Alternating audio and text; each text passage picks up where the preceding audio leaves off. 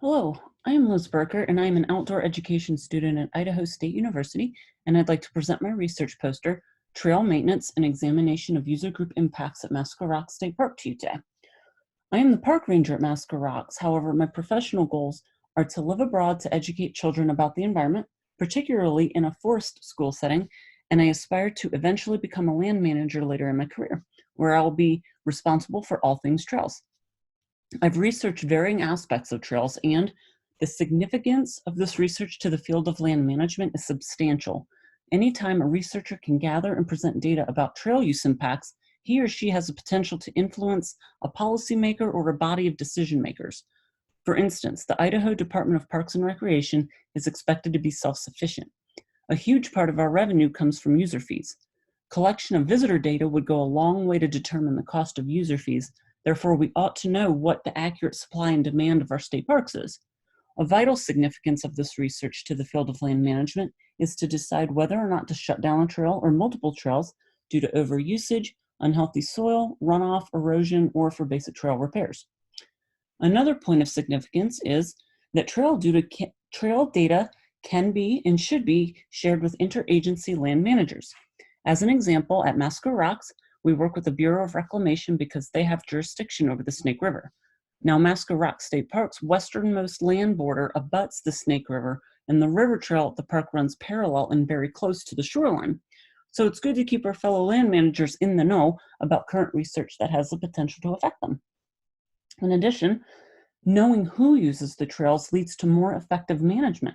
Perfect example.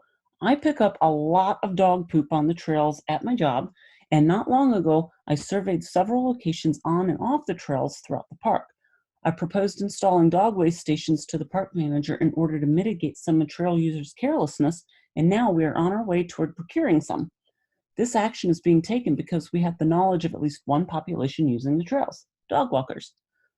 Moving on, some major research findings I discovered were that people use trails for many reasons, and there are several unique trail user groups, such as hikers, mountain bikers, runners, and a growing population of e-bike riders. I found that a significant portion of Idahoans don't understand that a part of keeping parks clean and in good repair, they need to obey park rules and government directives such as stay-at-home orders. I found that a potential solution to funding trail maintenance projects could be solved by increasing user fees. A few months ago, I bought an annual parks pass for a family member in Maryland, and it cost $75. In Idaho, an annual parks passport is $10, so there's something to think about there.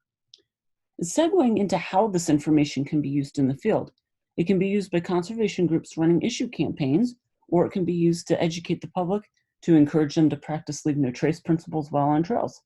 This information can also be used to explain why public land should be paid for, and then this information can be used to collaborate with a variety of stakeholders to improve public access to trails, as is what is happening now regarding the planning and development of the proposed 24-mile Ferry Hollow Trail from Seagull Bay to Massacre State Park. In conclusion, I intend to earn a Master Educator certification by Leave No Trace so I can teach my colleagues about the importance of caring for public trails. In addition, I intend to develop interpretive programming about trails for kids at Massacre. And lastly, I will use this information to build my master's degree thesis this fall.